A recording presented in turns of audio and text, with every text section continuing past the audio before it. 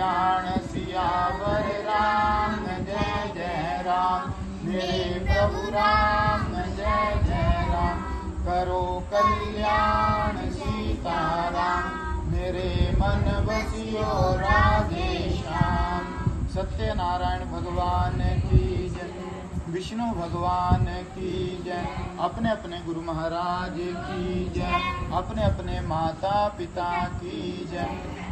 तो सूतवाच एकदा नैमिषारण्ये ऋष्याः शोणकादि प्रचनं पृच्छ्या सर्वसूत पुराणिक खलो ऋषिरुवाच किमेन व्रतसा किमेन तपसा वावांचित श्रोतु फलम इच्छामि। तो भगवान सूत जी कहते हैं कि ये जो सत्यनारायण भगवान की कथा है बड़ी ही महाराज पुण्यदायी फलदायी कथा है, और कलयुग के अंदर इससे बड़ी कथा कोई नहीं हो सकती है जो इतना फल देगी। महाराज सबसे छोटी कथा होने के बाद सबसे अधिक फल इसी कथा का है। तो कलयुग के अंदर भगवान सत्यनारायण की कथा सबसे अधिक फल देने वाली रहेगी। तो व्यास जी कहते हैं कि एक समय की बात है ऋषिगणों कि मैं 88,000 ऋषिगणों के साथ बैठकर भगवान का नाम लिया करते थे। नैमिषारण्य जैसे पवित्र तीर्थ में बैठकर हम भगवान की कथा सुना करते थे, भगवान का नाम लिया करते थे, भजन किया करते थे। पूरा दिन महाराज हम भगवान को याद किया करते थे। परंतु व्यास जी कहते हैं कि एक दिन क्या हुआ, नैमिषारण्य जैसा एक पवित्र तीर्थ है और वहां पर महाराज कलयुग का निवास कभी नहीं हो सकता है। पूरी दुनिया में कलयुग आ सकता है, परंतु महाराज नैमिषारण्य जैसे पवित्र तीर्थ में भगवान कहते हैं कि कलयुग का निवास नहीं होगा। तो वहां पर बैठकर 88,000 ऋषिगण भगवान की सारी कथाएं सुना करते थे। अब क्या हुआ कि कई साल बीत गए महाराज, रोज कथा होती थी, 88,000 ऋषिगण आते थे, पूरा दिन कथा सुनते थे, भगवान का नाम लेते थे महाराज। अब ऋषिगणों के साथ एक दिन क्या हुआ कि भगवान की कथा में तो जरूर जाते। पहले जितनी भी कथाएं हुई महाराज सारी कथाएं ऋषिगणों को याद थी। अब एक दिन क्या हुआ कि महाराज ऋषिगण भगवान की कथा में जरूर बैठते, परंतु मन नहीं लगता महाराज। थोड़ी देर भगवान की कथा सुनते मन भटक जाता। सभी प्रकार के काम काज उस समय याद आते, केवल भगवान का नाम नहीं ले सकते थे। कथा में बैठते महाराज 10 मिनट के बाद भजन से कथा से मन भटकने लगा। ऐसे एक दिन हुआ, 2 दिन हुआ महाराज। ऐसा करते करते 1 महीना बीत गया और सभी ऋषिगणों ने आपस में विचार किया। तो सारे ऋषिगण कहते हैं कि हमारा भी भगवान की कथा में मन नहीं लग रहा, भगवान की कथा से हमारा भी मन भटक रहा है, ऐसा क्यों हो रहा है। सारे ऋषिगणों ने एक जगह बैठकर विचार किया कि कल ये सारी बात गुरुजी महाराज जी से कहेंगे। अगले दिन कथा में गए, कथा में बैठे महाराज मन भटक गया। उसी समय ऋषिगणों ने महाराज व्यास जी से कहा, भगवान एक बहुत बड़ी बात हो रही है। कहा क्या हुआ ऋषिगणों। कहा कि भगवान की कथा में हम जरूर जाते हैं और भगवान का नाम भी लेते हैं, भगवान का भजन भी करते हैं, परंतु हमारा मन भगवान की कथा में जरा नहीं लग रहा महाराज। 1 महीना बीतने को आया, हमसे महाराज 1 महीने पहले की कोई भी कथा सुनो। तो व्यास जी महाराज हमें कुछ पता नहीं है, मन हमारा भगवान के चरणों में अब नहीं लग रहा है, मन भटक रहा है। हम राम राम कहते तो भी हमारा मन नहीं लग रहा है। ऐसा क्यों है महाराज। ऋषिगण कहते हैं भगवान आपके मुख से कोई ना कोई बात सुनना चाहते हैं, बे बात आज। व्यास जी कहते हैं हम आपसे कहते हैं तो व्यास जी कहते हैं कि ये जो समय चला हुआ है, युग चला हुआ है, 3 युग पहले थे, सतयुग, द्वापर, त्रेता। 3 युग बीत चुके हैं और आज का जो युग चला हुआ है, इस युग का नाम है कलयुग। कहा भगवान कलयुग क्या है, कहा सबसे बुरा युग है। जिस युग में ना दया होगी, ना धर्म होगा, ना लोग दान करेंगे, ना पुण्य करेंगे, ना अतिथियों का घर में आदर सत्कार रहेगा, ना गौ ब्राह्मण की पूजा होगी, ना माता पिता का आदर सत्कार होगा। कहाँ लोग चारों तरफ बुरे बुरे काम किया करेंगे। जहां पर जितनी बुराई हो जाएगी उसी का नाम कलयुग है। कहा कलयुग बहुत बुरा है, जितना हम सोच नहीं सकते हैं उससे भी अधिक बुरा ये कलयुग है। कहा भगवान फिर तो महाराज बहुत बुरा युग है। कहा हर युग की एक महाराज आयु होती है, हर व्यक्ति के एक दिन होते हैं। तो कलयुग की आयु कितनी है, तो भगवान व्यास जी कहते हैं कि जो कलयुग की पूरी उम्र है वो उम्र है 4,32,000 वर्ष कलयुग की पूरी उम्र है। इतने साल तक कलयुग महाराज हमारे बीच में बना रहेगा। तो कहा कि पहला युग आएगा, दूसरा युग आएगा, फिर तीसरे युग में, अंतिम युग में, चतुर्थ युग में भगवान का अवतार होगा। उससे पहले भगवान का कोई अवतार नहीं है कलयुग के अंदर। तो कली के रूप में भगवान इस धरती के ऊपर आएंगे और महाराज बुरे लोगों को मार देंगे। कलयुग खत्म होगा, फिर से सतयुग, द्वापर, त्रेता युग चलता रहेगा। कहा भगवान फिर तो कलयुग की उम्र बहुत लंबी है। अभी कलयुग के कितने साल बीते, तो अभी कलयुग के केवल 5,000 वर्ष बीते हैं। 5,000 से ऊपर साल हुए हैं कलयुग के। पहले चरण की उम्र ही 1,08,000 वर्ष है। तो अभी तो पहले चरण की उम्र ही महाराज लाख से ऊपर पड़ी हुई है। और ऐसी ऐसी बातें आज के समय कलयुग के अंदर हो रही हैं कि आंखों से देख नहीं सकते, कानों से सुन नहीं सकते। लोग इतने बुरे हो चुके हैं। तो सोचो इससे आगे जाके कलयुग के अंदर कितनी बुराई होगी। किसी आदमी के मन में दया नहीं रहेगी महाराज किसी के प्रति। कोई सामने मर जाए महाराज, किसी के मन में दया नहीं आएगी। लोग रास्ते में चलते हुए महाराज एक आदमी दूसरे आदमी को मार देगा। इतना बुरा ये युग हो जाएगा, इतने बुरे हम जैसे लोग बन जाएंगे। कहा भगवान कलयुग की उम्र तो बहुत लंबी है, लोगों की उम्र कहा, लोगों की उम्र कुछ नहीं होगी। भगवान ने अपने ग्रंथों में कहा था कलयुग में 100 साल की उम्र आदमी की होगी। परंतु हम जैसे लोग जैसे जैसे बुरे काम करते जाएंगे हमारी उम्र कम होती जाएगी। और एक दिन ऐसा आएगा कि 12 साल की उम्र सबसे बड़ी उम्र होगी। उसमें व्यास जी कहते हैं कि 5 साल के बच्चे माता पिता बन जाएंगे, 7 साल के बच्चे बूढ़े हो जाएंगे, 12 साल तक भी कोई कोई आदमी जिएगा नहीं, तो उससे पहले पहले ही मर जाएंगे। कहा भगवान फिर तो उम्र आदमी की कुछ नहीं होगी। 12 साल का बच्चा क्या भगवान का नाम लेगा। व्यास जी कहते हैं मन में भाव होना चाहिए, भगवान को पाने की इच्छा होनी चाहिए। 5 साल के बच्चे ने महाराज ध्रुव ने भगवान को प्रकट कर लिया। नारायण जी ने मंत्र दिया, महाराज ध्रुव ने भाव पूर्वक वो मंत्र जपा और भगवान खंबे से प्रकट होकर महाराज ध्रुव जी के सामने आ गए। तो व्यास जी कहते हैं मन में भाव हो तो छोटा बच्चा भी भगवान को पा लेगा। मन में भाव नहीं है तो महाराज बूढ़े होकर भी मर जाओगे, भगवान के दर्शन नहीं हो सकेंगे।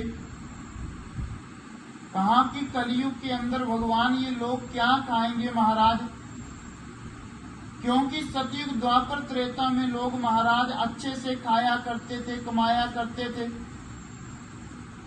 तो व्यास जी ने कहा कि एक समय ऐसा होगा, लोगों के पास सब कुछ होगा, खेतों में अनाज भी रहेगा, फल भी होंगे, मिठाई भी रहेगी, दूध भी रहेगा, सभी प्रकार का राशन भी लोगों के पास होगा, परंतु लोग क्या करेंगे? ये सब कुछ नहीं खाएंगे।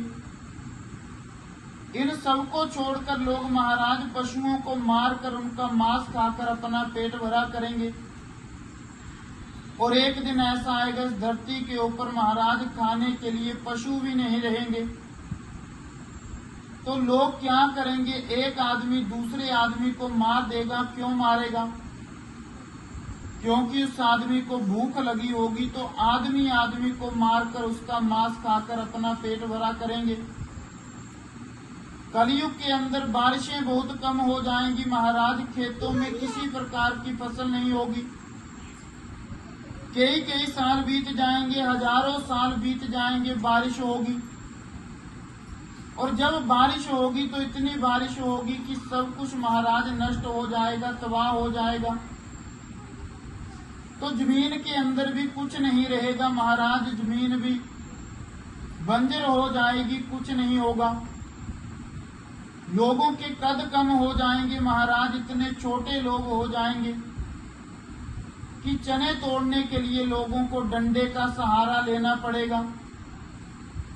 चारों तरफ बुराई ही बुराई हो जाएगी। भगवान का नाम कितना रहेगा? कोई आदमी भगवान का नाम नहीं लेगा महाराज। लाखों करोड़ों की जनसंख्या में कोई बिरला एक आधा आदमी होगा जो भगवान का नाम लेगा। बाकी सभी लोग भगवान के नाम को छोड़ देंगे महाराज, बुरे बुरे काम किया करेंगे।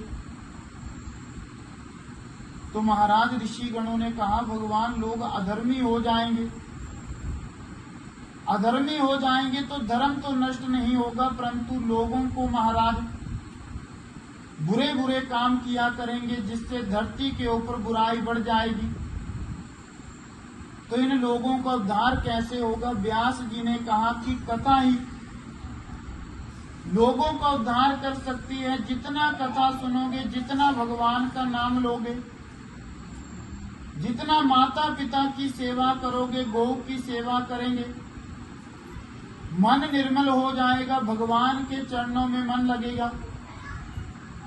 सूत जी कहते हैं कई कई साल बीत जाते हैं भगवान का नाम लेने में, हजारों साल बीत जाते हैं जिसमें अच्छे से लोग भगवान का नाम ले सके।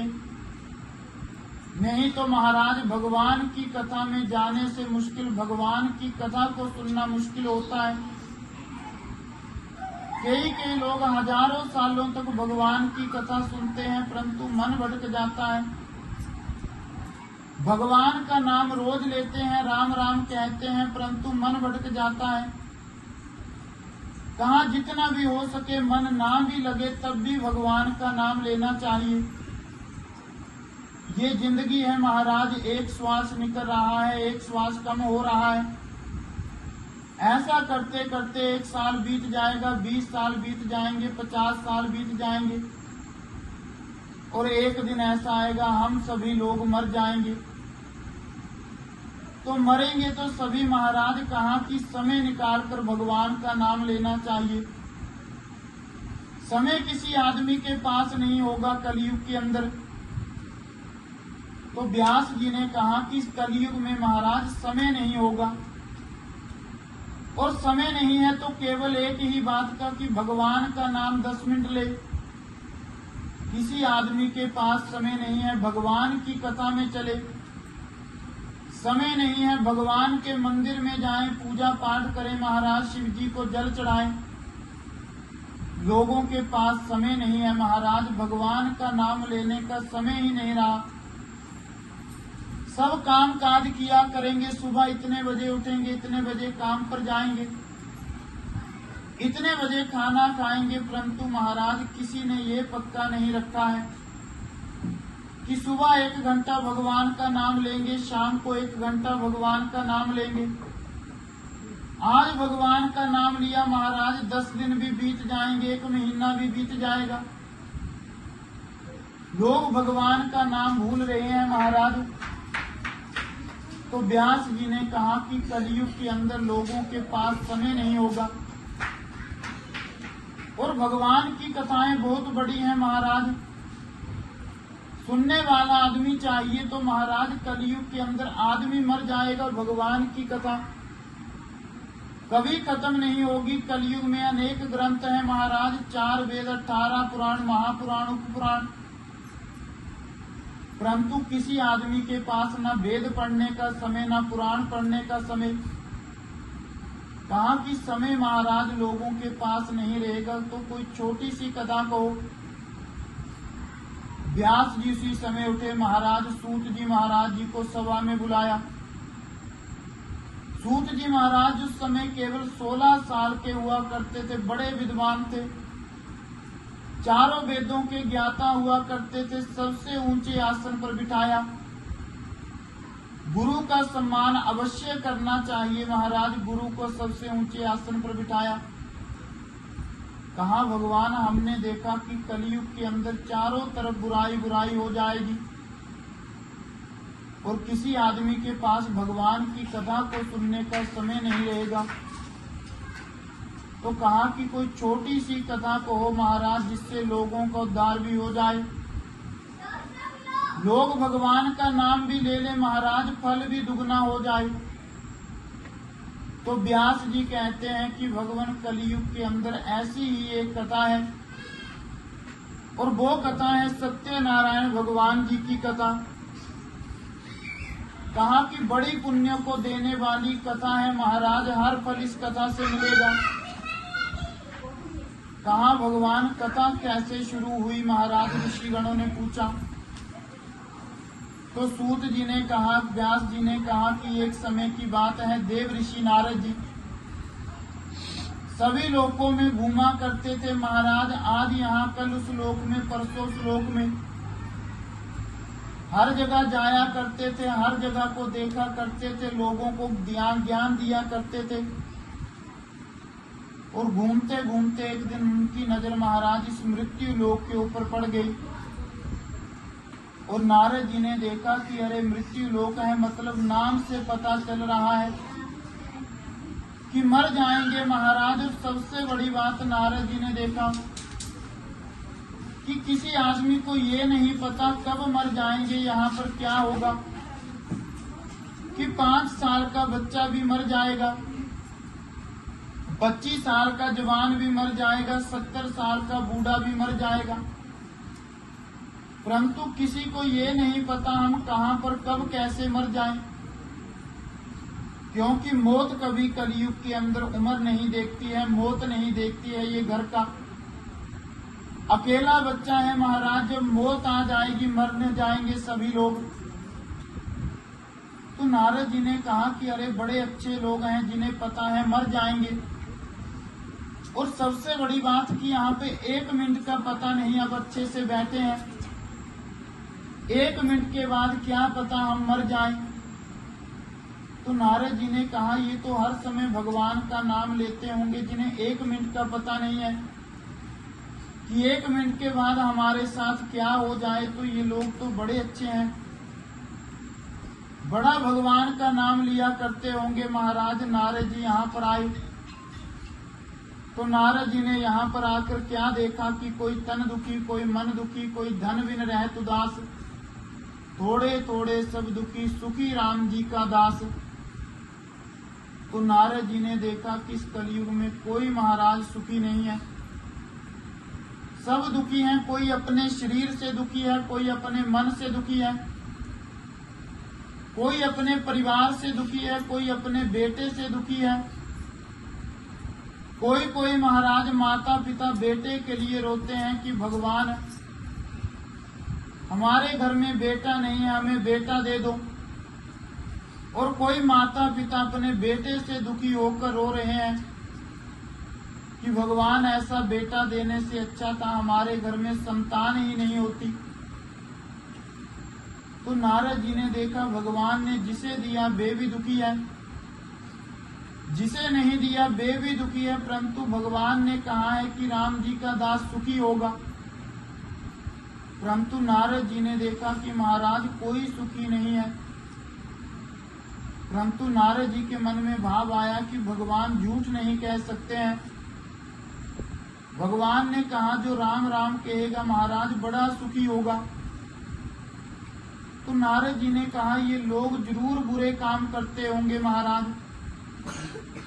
तो कलयुग के अंदर वैसे तो महाराज लाखों बुराइयां हैं, परंतु उनमें से भी 4 जो बुरे काम हैं वे बुरे काम कौन से हैं कि कलयुग के अंदर महाराज माता पिता का आदर सत्कार किसी घर में नहीं होगा।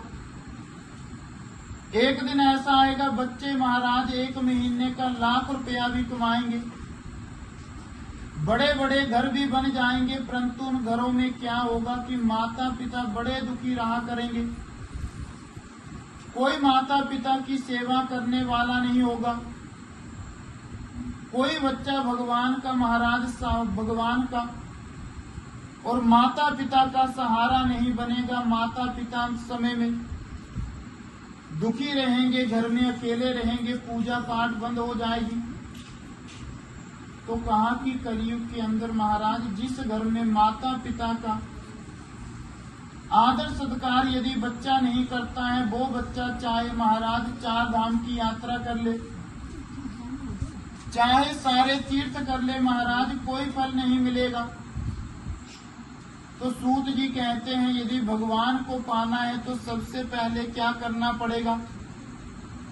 अपने माता पिता की सेवा करो महाराज। माता पिता के चरणों में 4 धाम है। जिस घर में माता पिता दुखी है उस घर में कभी भगवान नहीं आते हैं। तो सबसे पहले अपने माता पिता की सेवा करो। तो नारद जी ने कहा कि कलयुग के अंदर माता पिता की सेवा बंद हो जाएगी, गौ की सेवा बंद हो जाएगी। गौ की सेवा कोई आदमी नहीं करेगा,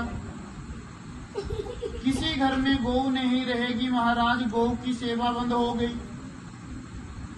किसी घर में ब्राह्मणों का आदर सत्कार नहीं होगा, इज्जतमान ब्राह्मणों का कम हो जाएगा। कहा कि सबसे बड़ी बात है और कि महाराज लोगों के पास भगवान की कथा में जाने का भी समय नहीं होगा। तो नारद जी ने कहा ये तो सबसे महाराज बुरे बुरे काम ये लोग करते हैं। नारद जी घूमने लगे। घूमते घूमते नारद जी ने देखा कि अरे एक जगह भगवान की कथा हो रही थी। नारद जी चुपचाप कथा में बैठ गए।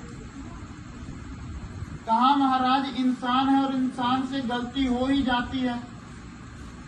चाहे आप हैं, आपसे भी कभी ना कभी गलतियां होती हैं, चाहे हम हैं, हम भी कभी ना कभी गलतियां कर देते हैं। तो इंसान गलतियां करता है।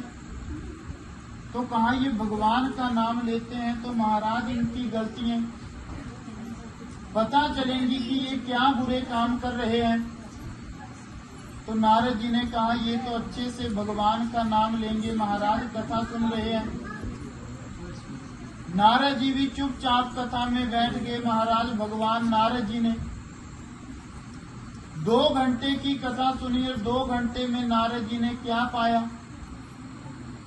कि पहली बात लोगों के पास कथा में जाने का समय नहीं है। दूसरी बात कथा में गए तो महाराज उनका मन नहीं लगता है। नारद जी ने कहा यदि मन भी लग गया तो लोग क्या करते हैं कि एक कान से सुनते हैं और दूसरे से निकाल देते हैं। घर जाते जाते महाराज लोगों का बेही हाल हो जाता है, बेही बुरे काम करते हैं। तो सूत जी ने कहा कथा सुनने के बाद, शमशान जाने के बाद यदि लोगों का दिमाग एक जैसा रहे तो महाराज कैसे दुनिया नहीं बदलेगी। परंतु किसी आदमी का महाराज मन नहीं होता है। एक कान में कथा सुनी, घर जाते जाते सब कुछ भूल गए कि क्या कथा में कहा। फिर से वही परिवार के चक्कर में, खाने पीने के चक्कर में महाराज पड़ जाते हैं, परंतु महाराज वो याद नहीं रहता है। और नारद जी ने देखा कि महाराज इतना नाम सुनने का भी समय नहीं है, इतना समय नहीं लोगों के पास कि भगवान की कथा सुन सके। तो नारद जी ने क्या किया, किसी समय उठे और विष्णु लोक बैकुंठ धाम में विष्णु भगवान के पास चले गए और कहा कि भगवान, और विष्णु भगवान जी नागों की शैया के ऊपर महाराज सागर में आराम से सो रहे थे। लक्ष्मी माता उनके पैर दबा रही थी। नारद जी भी वहां पर पहुंचे। नारद जी ने कहा कि विष्णु भगवान आप तो बड़े आराम से सोए हो, परंतु कलयुग के अंदर आपका हर महाराज वो बच्चा दुखी है, आपका हर भक्त वो दुखी है। कहा नारद दुखी क्यों है महाराज, बुरे काम करते होंगे। नारद जी ने कहा भगवान बुरे काम तो करते हैं और इतने बुरे करते हैं कि पूछो मत। इतने बुराइयां कलयुग के अंदर है, इतने बुरे हुए काम लोग करते हैं। और सबसे बड़ी बात है कि भगवान समय नहीं है किसी आदमी के पास कथा को सुनने का। तो आप कोई छोटी सी कथा कहो। तो नारद जी ने भगवान से ऐसा कहा और भगवान ने कहा नारद कलयुग के अंदर मेरी एक कथा होगी और वो कथा सबसे छोटी कथा होगी। वो कथा कौन सी कथा होगी? तो सत्यनारायण भगवान जी की कथा होगी। कहा भगवान उस कलयुग के अंदर क्या करते हैं लोग कि यदि मैं कहूं कि भगवान की कथा करवाओ तो लोग क्या पूछते हैं, क्या मिलेगा? आज के बच्चों से कहो कि भगवान के मंदिर में जाओ तो भगवान का नाम लो। बच्चे पूछते हैं क्यों भगवान का नाम ले, हमारा फायदा क्या होगा? तो नारद जी ने कहा भगवान वहां पर फायदा पूछते हैं। भगवान की कथा से कोई मतलब नहीं है। सत्यनारायण की कथा हो, भागवत की कथा हो, लोग फायदा देखते हैं किस कथा में हमारा फायदा होगा। वो कथा हमारे घर में हो जाएगी। तो भगवान से नारद जी ने कहा लोग फायदा पूछते हैं। भगवान यदि फायदा ना हो तो लोग आपको भी घर से निकाल कर फेंक देते हैं। यदि भगवान की कथा से कुछ ना मिले तो महाराज लोग भगवान को भी गालियां देते हैं। और व्यास जी कहते हैं, साधु संत कहते हैं, आज से कुछ साल के पहले ये कथा हर घर में हुआ करती थी और खुशी की कथा हुआ करती थी। लोगों के पास इतना पैसा नहीं था कि बड़ी कथा करवा सके, महाराज 4 धाम की यात्रा कर सके। यहाँ तक कि महाराज हरिद्वार भी कोई कोई आदमी जाया करता था, इतना पैसा नहीं हुआ करता था। तो लोग क्या करते थे कि महाराज साल में जरूर सत्यनारायण की कथा होगी। कथा क्यों होती थी कि भगवान हम 4 धाम की यात्रा नहीं कर सकते, कुछ नहीं कर सकते, तो आपकी कथा करवाएंगे, कुछ नहीं चाहिए, बस हमारा पैसा आपके चरणों में लगता रहे, हमारे घर में सुख शांति बनी रहे, महाराज आपकी कृपा बनी रहे। और आज सत्यनारायण की कथा घरों में क्यों हो रही है? क्या होता है कि महाराज कोई घर में बीमार हो गया, 10 दिन दवाई खाएंगे महाराज, 20 दिन खाएंगे, 1 महीना हो गया, अब कोई फर्क नहीं पड़ा, तो महाराज भगवान के चित्र के पास जाएंगे कि भगवान मेरी ये बीमारी ठीक हो जाए तो मैं सत्यनारायण की कथा अपने घर पे अवश्य करवाऊंगा। महाराज बच्चा बुरा निकल जाए तो महाराज कहेंगे महाराज हमारा बच्चा सही हो जाए, आपकी कथा हमारे घर पर हो जाएगी। महाराज बेटा नौकरी ना लगे उस समय सत्यनारायण भगवान जी की याद आती है। खुशी से महाराज कोई ये भगवान की कथा अपने घर पे नहीं करवाता है। केवल महाराज लोग जब दुख में पड़े होते हैं तब भगवान की याद आती है। और नारद जी कहते हैं महाराज जो दुख में याद करते हैं और लोग सुख में भगवान को भूल जाते हैं, यदि लोग सुख में भी भगवान को याद करें तो कभी दुख नहीं आएगा। तो महाराज खुशी में लोग भगवान को भूल जाएंगे, दुख में भगवान को याद करेंगे। तो ये सत्यनारायण की कथा केवल दुखों के करके कथा हो रही है महाराज आज के समय। तो भगवान से कहा फायदा कहो। भगवान कहते हैं मेरा नाम लेने का कोई नुकसान नहीं है, फायदा ही फायदा है, परंतु 5 फायदे सबसे बड़े।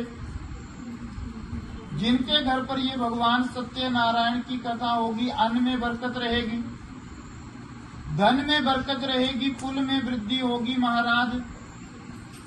स्त्रियां सौभाग्यवती होंगी और मरने के बाद विष्णु लोक बैकुंठ धाम की प्राप्ति होगी। और भगवान कहते कथा को करवाने का कोई दिन नहीं दिया, कोई बार नहीं दिया, कोई समय भगवान ने नहीं दिया, कोई महीना नहीं दिया।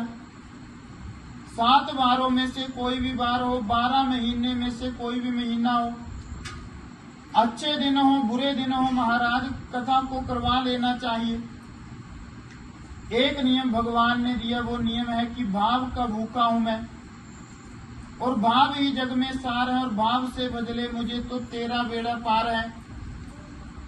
व्यास जी ने कहा कि सारी बात भाव की है। जिसके मन में भाव था उसने पत्थर में भगवान को पा लिया, और जिसके मन में भाव नहीं है वो मंदिरों में भी जाकर महाराज खाली हाथ लौटकर अपने घर आ जाते हैं। तो भगवान कहते हैं भाव पूर्वक मेरा नाम ले, भाव पूर्वक कथा को सुने। महाराज कथा में से सीख कर जाना चाहिए।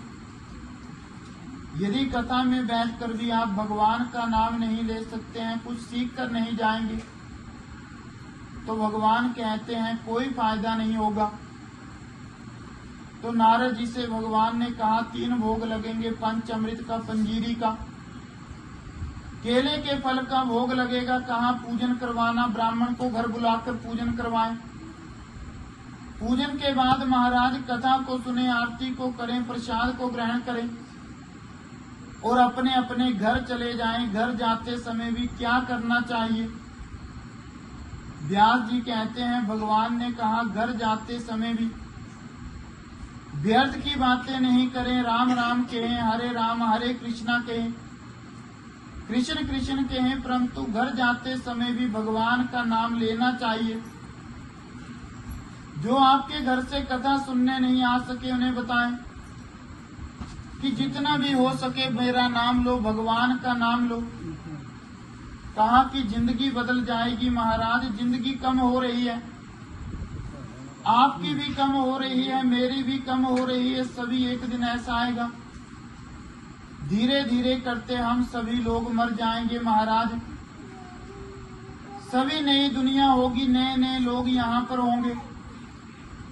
तो महाराज यदि मरना ही सत्य है तो क्यों ना भगवान का नाम लेते मरे, व्यर्थ के कामों से बचे। महाराज तो सूत जी ने कहा ये सत्यनारायण की व्रत का कथा का महात्म्य कहा। और सूत जी कहते हैं नारद जी ने पूछा भगवान क्या किसी को फायदा भी हुआ था? लोग कहेंगे उसने कथा को घर पे करवाया, क्या मिला? तो महाराज व्यास जी ने कहा कि एक काशीपुरी जैसी सुंदर नगरी, छोटा सा गांव, और उस गांव में गरीब ब्राह्मण रहा करता था। ब्राह्मण का धर्म क्या है कि भिक्षा मांगकर अपना पेट भरे, परिवार का पेट भरे। ब्राह्मण भिक्षा मांगने के लिए जाया करता था। महाराज अब 1 दिन गया, 10 दिन गया, एक ही गांव में 1 महीना लगातार चला गया। अब लोगों ने देखा कि ब्राह्मण का रोज का काम हो गया, ये तो रोज ही भिक्षा मांगने के लिए चला हुआ है, अब इसे भगाना पड़ेगा। अब लोग क्या करते कि ब्राह्मण को गालियां देते, घर से भगा देते। परंतु महाराज ब्राह्मण का नियम पक्का था कि 16 घंटे भगवान का नाम लेंगे, 1 घंटा भिक्षा मांगेंगे, यदि मिल गई तब भी ठीक है, नहीं मिली तब भी ठीक है। कई साल बीत गए, 1 साल बीता, 10 साल बीते, 18 साल बीते। 18 साल आते आते ऐसा हुआ कि ब्राह्मण का सब कुछ नष्ट हो गया।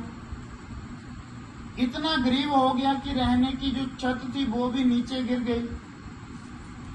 अब ब्राह्मण को महाराज पत्नी गालियां देती कि तू कोई और काम कर ले, पूरा दिन क्या राम राम कहता है, राम भगवान कुछ नहीं है, क्या दिया आज तक?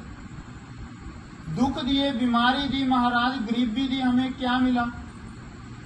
परंतु ब्राह्मण ने कहा कि मुझे विश्वास है भगवान के दर्शन होंगे, क्या पता मेरे पिछले जन्म के कर्म ही बुरे हैं। 36 सालों तक उस ब्राह्मण ने महाराज भगवान का नाम लिया और भगवान ने देखा कि अरे ब्राह्मण के पिछले जन्म के बुरे कर्म भी नष्ट हो गए, इस जन्म को भी इसने सफल बना लिया, तो क्यों ना अब इस ब्राह्मण के पास जाया जाए। तो ब्राह्मण महाराज भगवान के पास आए। कैसे आए? एक बूढ़े ब्राह्मण का रूप बनाया और ब्राह्मण से कहा कि ब्राह्मण एक कथा है, उस कथा को तू अपने घर पे करवाना। ब्राह्मण ने अब कथा को अपने घर पे करवाया। सब कुछ मिल गया, जितना सोचा नहीं था उससे अधिक मिला। महाराज वो ब्राह्मण खुश हो गया। पहले 1 साल में कथा होती थी, घर पे ब्राह्मण के पास और पैसा आया। 6 महीने के बाद, 3 महीने के बाद और एक दिन ऐसा आया कि 15-15 दिन के बाद वहां पर ब्राह्मण के घर पर ये सत्यनारायण भगवान की कथा होने लगी। और एक दिन ऐसा आया कि वो ब्राह्मण भी मर गया। अब देखो, इतना भगवान का नाम लिया, पूरी जिंदगी भगवान का नाम लिया, वो ब्राह्मण भी एक दिन ऐसा आया कि मर गया। और जब मरा तो महाराज यम के दूत आए, परंतु उन्होंने देखा कि ये भगवान का भक्त है, तो विष्णु भगवान को बुलाया कि भगवान अपने भक्त को लेकर जाइए। और वो ब्राह्मण सीधे ही महाराज विष्णु लोक बैकुंठ धाम में चला गया। उसके बाद सूत जी कहते हैं कि एक लक्कड़हारे ने भी इस कथा को अपने घर पे करवाया, तो लक्कड़हारे को भी महाराज भगवान के दर्शन हुए। तो कहा कि एक लक्कड़हारे को भी इस भगवान के दर्शन हुए इस कथा के करके।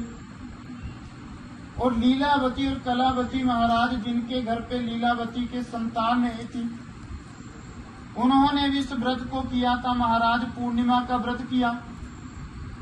पूर्णिमा के दिन महाराज पक्का नियम था कि भगवान की कथा सुनेंगे। और एक दिन ऐसा आया कि उनके घर पे संतान होगी, तो संतान को भी देने वाला ये व्रत है। उनके घर पर संतान हुई और एक राजन ने क्या किया कि कथा सुनी, गरीब लोगों की बस्ती में जाकर कथा सुनी। और क्या हुआ कि प्रसाद को महाराज वहां पर ही फेंक दिया। और क्या हुआ कि उससे भगवान नाराज हो गए। घर जाते जाते महाराज उसका महल भी जल गया, सब कुछ नष्ट हो गया। महाराज राजन को बड़ा ये अजीब लगा, राजन रोया। तभी महाराज आकाश से भगवान ने बोला कि राजन, तूने आज तक धर्म कर्म तो बहुत किए, परंतु तूने मेरे प्रसाद को फेंक आया है। उस प्रसाद को वहीं पर जाकर कहा महाराज सब कुछ ठीक हो जाएगा। राजन वहीं पर आया, महाराज नीचे गिरकर उस प्रसाद को खाया, सब कुछ ठीक हो गया। तो भगवान कहते हैं कि ये 5 अध्यायों की सत्यनारायण भगवान की छोटी सी कथा है, फल बहुत अधिक है। जो मांगोगे इस कथा में पक्का मिलेगा। व्यास जी कहते हैं बस मिलेगा किसे, जो महाराज भाव पूर्वक कथा सुनेगा। आज के समय क्या है, सूत जी कहते हैं लाखों कथा कराने वाला आदमी भी दुखी है। क्यों दुखी है? क्योंकि उसके मन में अभी तक भाव नहीं बना।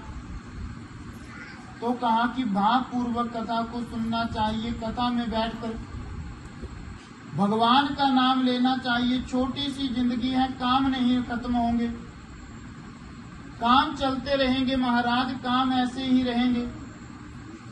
समय निकालना पड़ता है, ज्यादा नहीं तो आधा घंटा सुबह, आधा घंटा शाम भगवान का भजन करो, राम राम कहो। महाराज देखना एक समय ऐसा आएगा, जिंदगी बदल जाएगी, घर स्वर्ग बन जाएगा। महाराज जिस घर में माता पिता की सेवा होती है, ब्राह्मणों का आदर सत्कार है, गौ जिस घर में पूजी जाती है, सूत जी कहते हैं वो घर ही महाराज कलयुग के अंदर स्वर्ग है।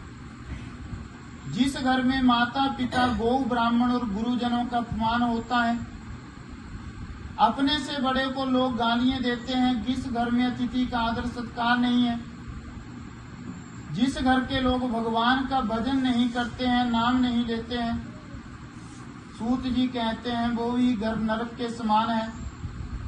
तो सभी कामों को छोड़कर भगवान का भजन करो। साथ यही जाएगा, पैसा यहीं का यहीं रह जाएगा।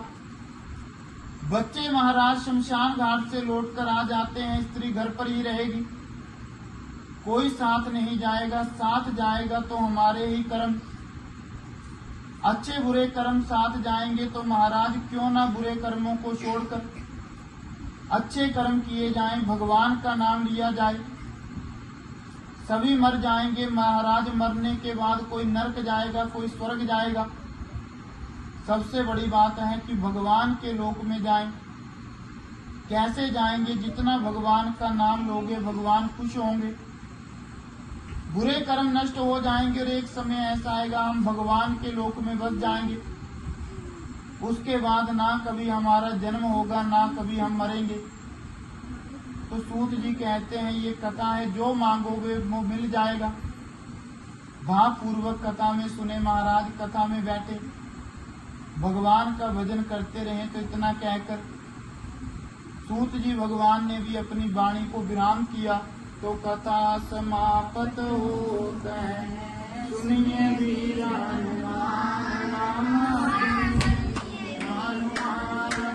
राम जानकी सहित मोहे, करो मोहे कल्याण सियावर राम। जय जय राम, मेरे प्रभु राम, जय जय राम। करो कल्याण सियावर श्याम। सत्यनारायण भगवान की, विष्णु भगवान की, अपने अपने गुरु महाराज की, अपने अपने माता पिता की जय।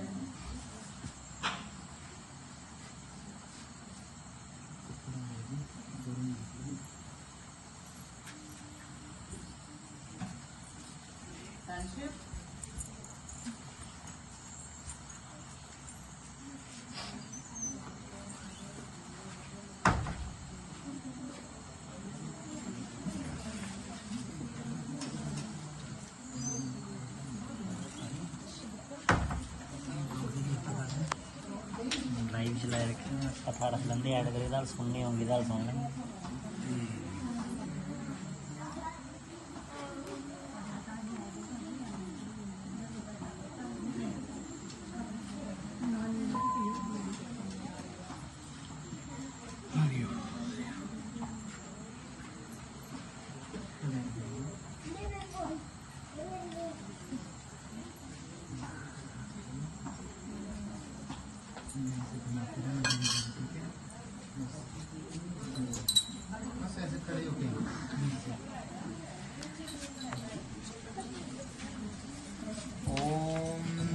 जगदीश हरे स्वामी जय दीनानाथ हरे वर्धन। जय जय राधे श्याम हरे भक्त जनों के संकट दास जनों के अवगुण वाला दूर करे। जय जगदीश हरे जो जागे फल पावे, दुख बिन सेवन का स्वामी दुख बिन सेवन का।